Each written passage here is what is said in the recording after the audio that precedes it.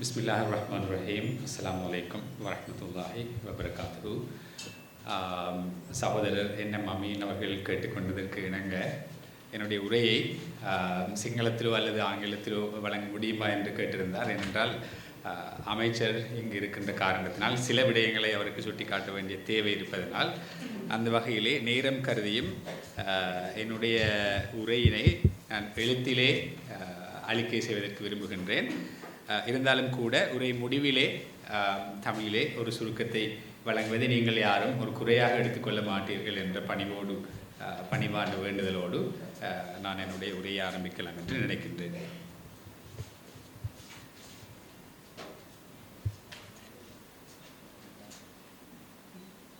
Honorable Dallas Alahaperma, Minister of Mass Media, Mr. N.M. Amin, President of Sri Lanka Muslim Media Forum, distinguished invitees, all the members of Sri Lanka Muslim Media Forum and my respected media colleagues.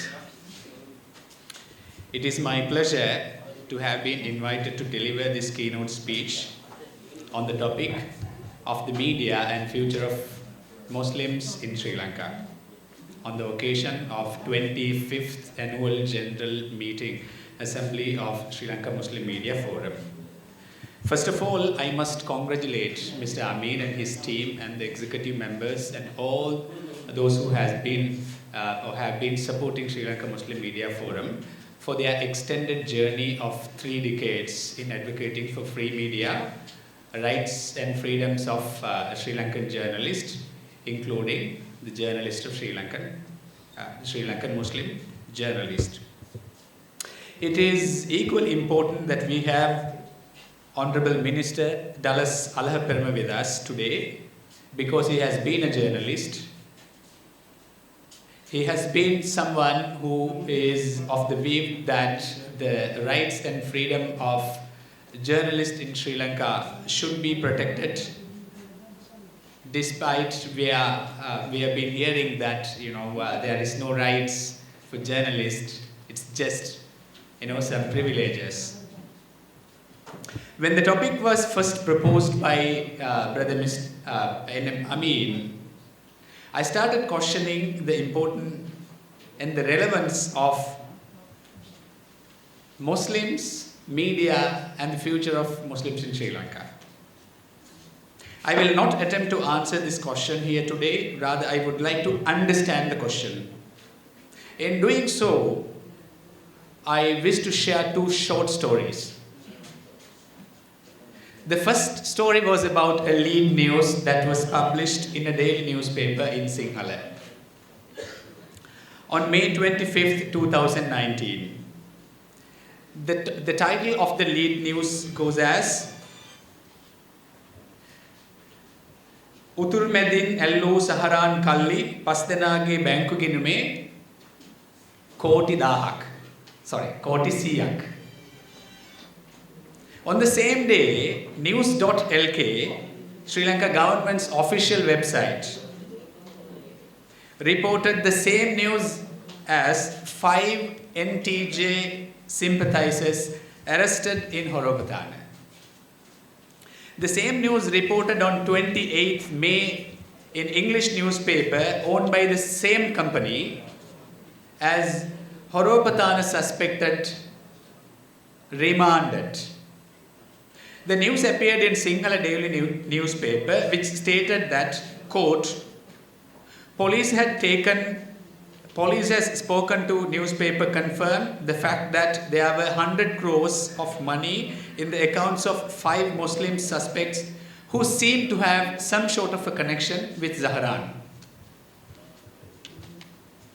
In fact, all the 5 Muslims were arrested, subsequently imprisoned for 6 months, and some lost their government jobs as well. This news created a massive hype.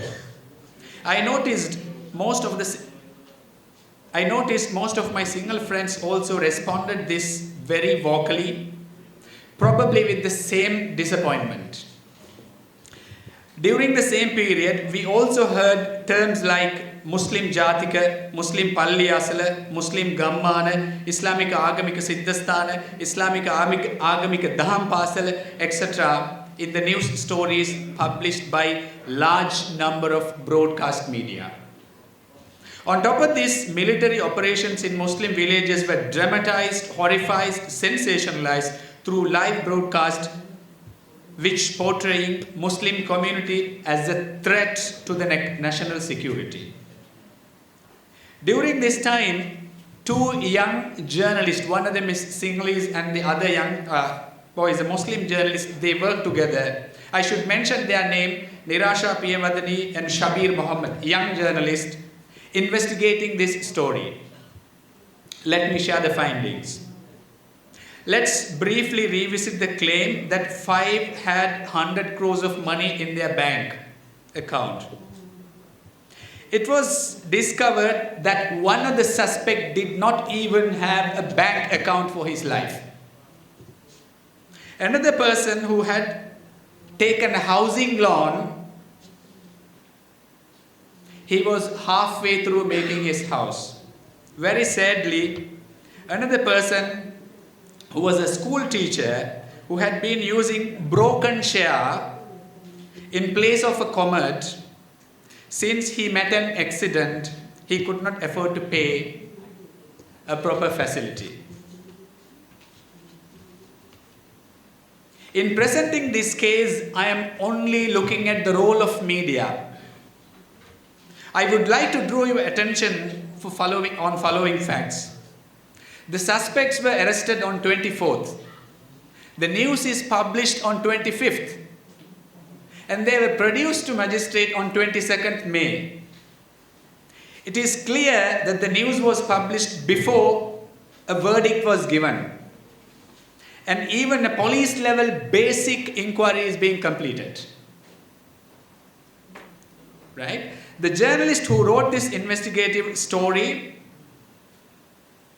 had spoken to OIC, and he has said, I have no idea how this news was published, quoting the police station.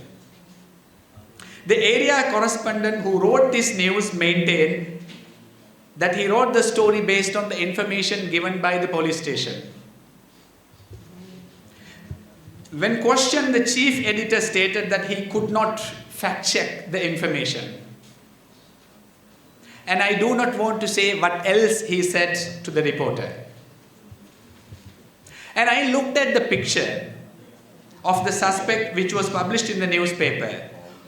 All 5 photos of suspects appeared with same background, a pink color background, in the same exact color. It was then later I discovered that these photos were taken at the police station by the police and then given it to the regional correspondent. It is unfortunate that none of the family members of those suspects had the courage to ask the police station under which law it is permitted for the police OIC to provide pictures of those people to the local reporter even before an investigation has begun. The investigative reporting was published by another deputy editor, apparently who is the single editor. Let me tell you my second story. This is this is my personal story. This happened at Dabare Mawate Narayanpeta on a Friday afternoon when I was walking to Jawata Masjid. I got into a 3-wheeler. On the way, I saw some fellow Muslim men and children were walking on the road, probably to the same masjid I was going to. I wanted to ask the driver to pick up them too if they are walking to the same masjid I was going to.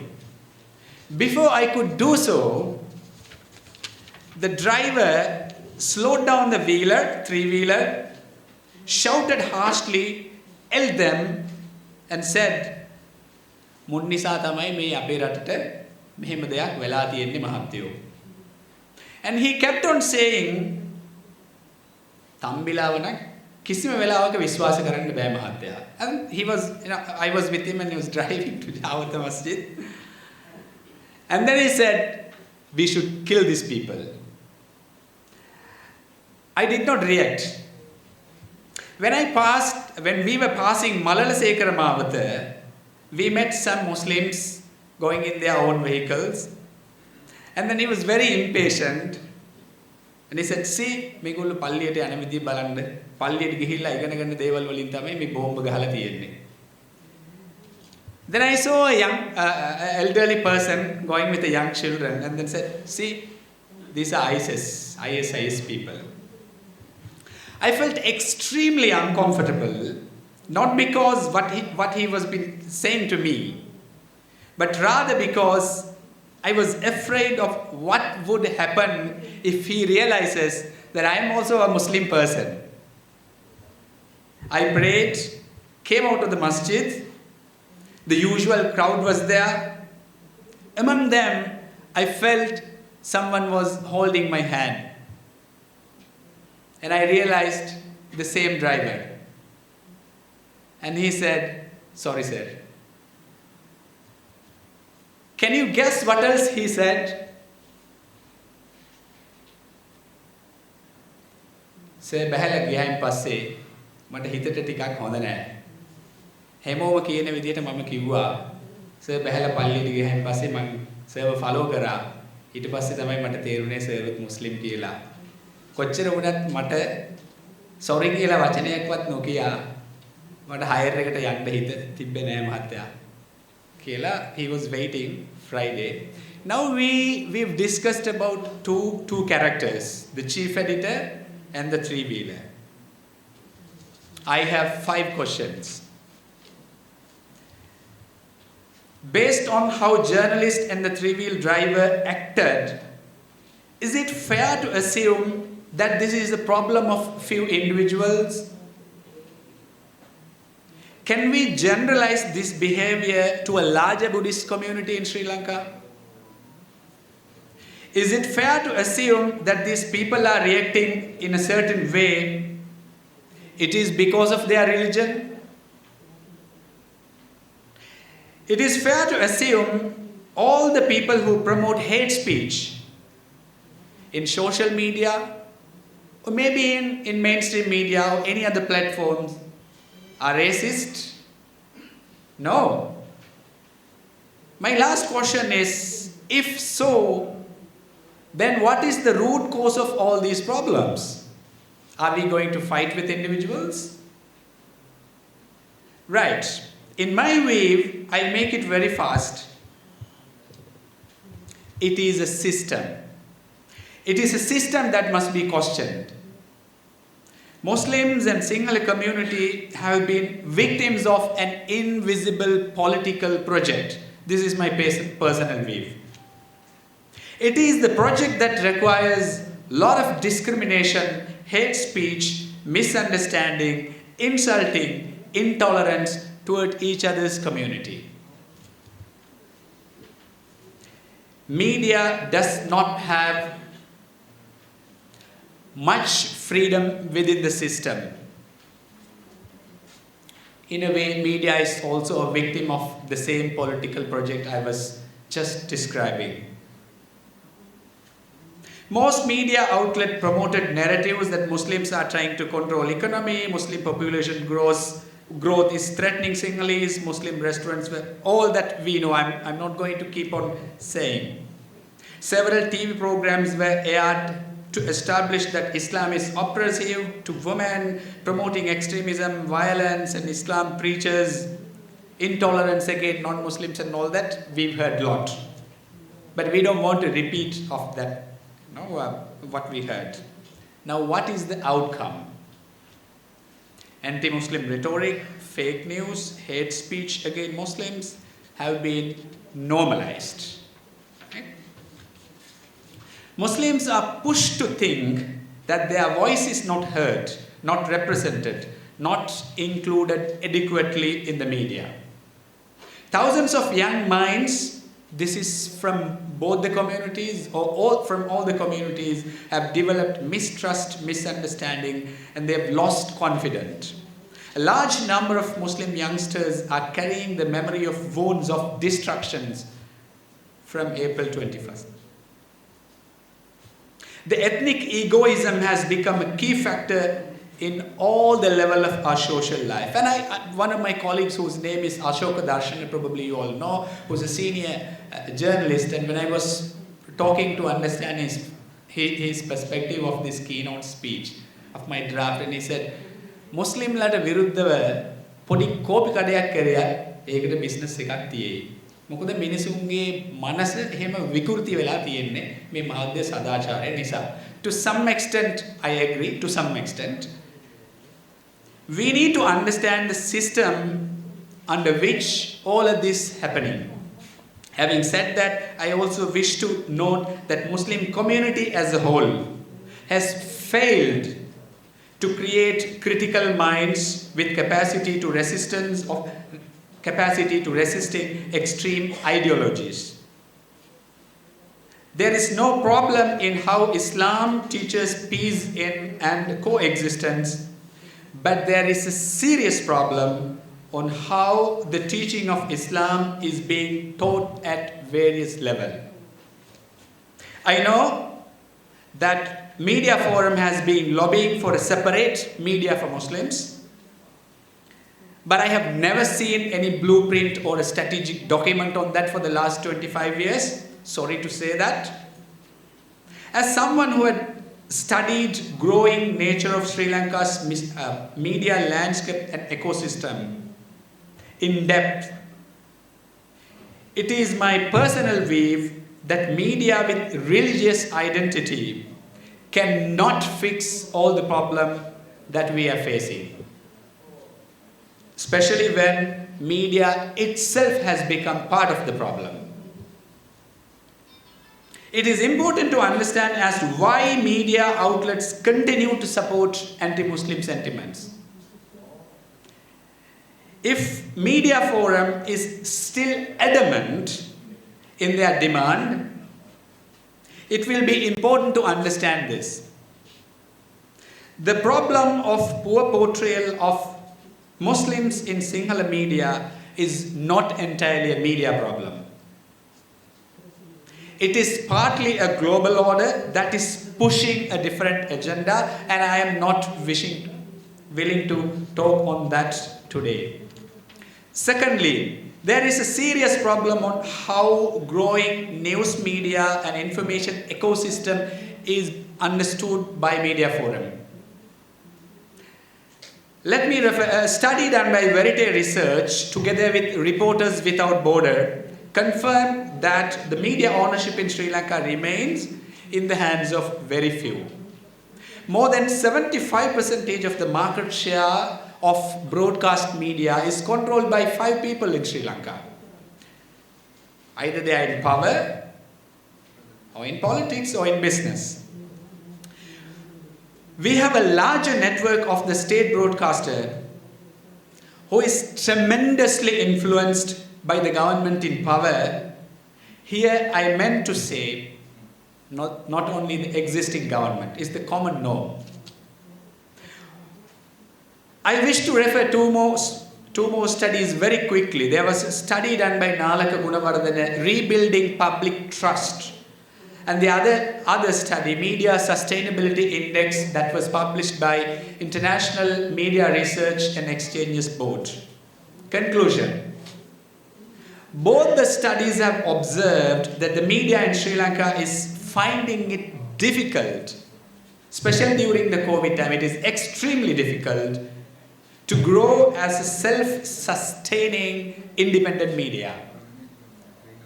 Of course, media, inclusive of all forms, films, design, advertising, marketing, media monitoring, scheduling, including all these,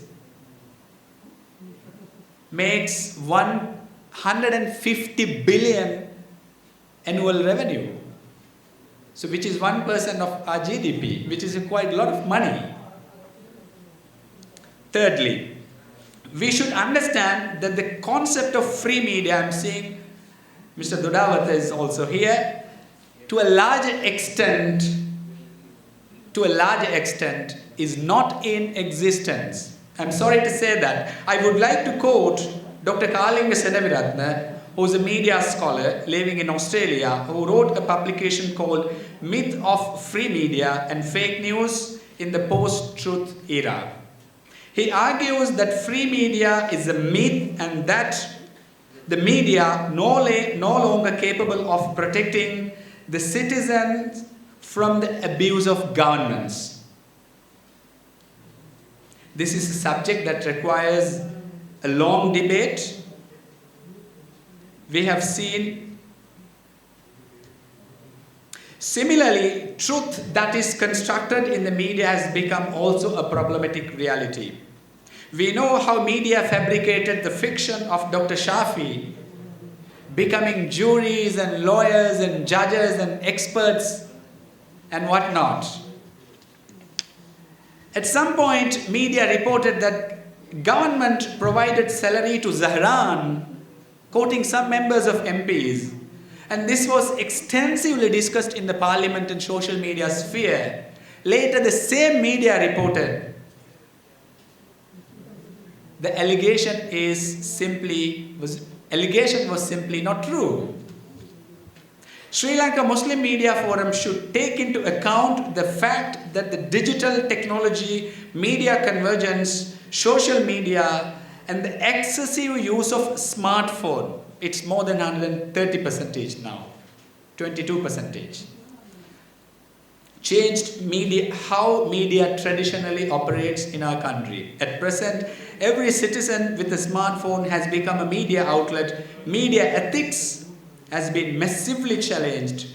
Media propaganda, disinformation has become severe threat to so-called free media. It is in this background it has become a... Right. Let me skip a portion of my speech. Fifth, we must not forget that we are all living in a polarized environment. Most of the individual in Sri Lanka is being brought up with within a bubbles. We know each other, but we don't understand each other. Every Muslim child who grows up in remote area and in many cities as well are brought up with sense of victimhood. I asked 3 questions from 45 Sinhala and Tamil students.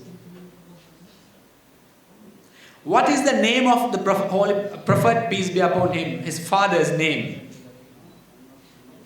And they, at least, not even a single student replied correctly. But everyone said, we have been having a lot of vatlapam. And then I asked, can you cite one teaching of Holy Quran? I have the video and I actually wanted to play it today, but with some technical difficulties, it was not possible. And everyone said, we don't know. But majority of them said, we have been eating Ramadan kanda every year. I'm sure you will find the same response if you ask the same question in the Muslim community too. Now the point, our education system has been producing good Buddhists, good Muslims, good Hindus, good Christians, and not good Sri Lankans. Sri Lanka Muslim Media Forum should understand that most of the Sinhala journalists that you are talking are all brought up within the same system. I'm towards the end of my keynote. One of the key issues in discussion these days is about the state broadcaster. Mr. Amin also briefly discussed about it. And I conducted a deep study in 2014 and I presented it in Ireland, Dublin.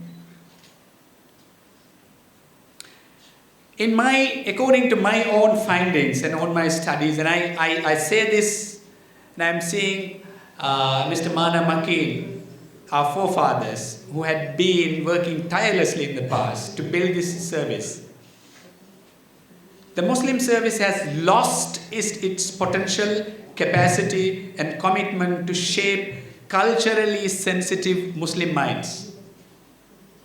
To a great extent, Muslim service has become yet another religious school. And this is slightly controversial, I know, but I take the responsibility for saying this. No Muslims in Sri Lanka wanted the state broadcaster to play azan 5 times a day, calling for prayer. And that was purely a political arrangement. Thousands of Muslims were very happy to have azan being aired, at state broadcasters, and we've been making a lot of pride saying no country in the world is doing so. However, I have learned there were some instances where the programs of fellow religious community were cut off when azan was aired. Now, news that goes to every citizen equally. What happens if the news time comes? Azan is played. I'm not talking about which one of those is weight. That's not the question here. And call for prayer is played for money before and after cinema songs. So there is no logic. We can be happy about it. I'm not denying that. Honorable Minister, I analyzed Muslim service programs several months ago. And I'm not quite sure if you are aware that 95% of the morning programs are sponsored, which is fine. Like Amin said, if you are making good revenue, that's helpful for SLBC, which is fine. But the problem is 80% of those are completely religious talks of same nature, monotonous nature of talks with poor quality, production quality to empower progressive minds. That is the problem. High quality Islamic music, drama, literature, history, culture, diversity is undermined because of money. The morning, this is interesting. I concluded the analysis this morning. I analyzed 2.5 hours of the morning program and I found out this is very interesting. 30 minutes of the program. And last year, and I recorded 47 minutes commercial at a stretch being played during the Ramadan. So where are we pushing the Muslim minds towards? The Muslim service earns millions of rupees during the Ramadan. There has been a lot of challenges in getting 1,000 rupees to pay for the drama artist. I agree that SLBC should earn the money for sustainability. There is no debate about that. But why don't you enhance the program quality, increase the commercial rates? You will still get the same money you want. I know. The Honorable Minister and Prime Minister has appointed 2 different committees to look after Muslim service, and they are good people. I have no problem of the committee. But I think there is good people has very less to do at Muslim service. We need intellectuals who can reshape the quality and help reforming the Muslim service. These are my conclusions. Given the high popularity and influence of broadcast media, according to IMS recent study, 78% of the local population is watching television for news. On that basis, it is important to establish an independent electronic media regulatory body, not to curtail media freedom, but to ensure that media is no longer using as a tool causing communal disharmony. Media Forum should revisit its strategic direction.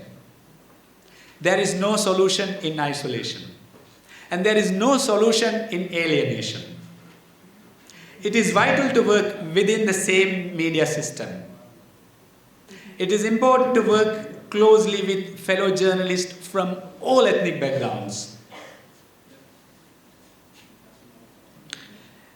Media Forum and other civil society organizations should recognize the importance of shaping narratives of Muslims in media, and it is high time for the Muslim journalists to reframe the debate, to work for Sri Lankan interest. It is important for Muslim journalists to stay within the ecosystem to help fellow journalists to understand. My 30 minutes is over. I need 1 minute to read out my last point. It is digital era which is important to have professional journalists with the capacity to cater the nation's interest. If you cater the nation interest first, your interest will be taken care of. And I took 10 more seconds. Sorry about that. Thank you very much, and I wish Muslim Media Forum a very fruitful AGM.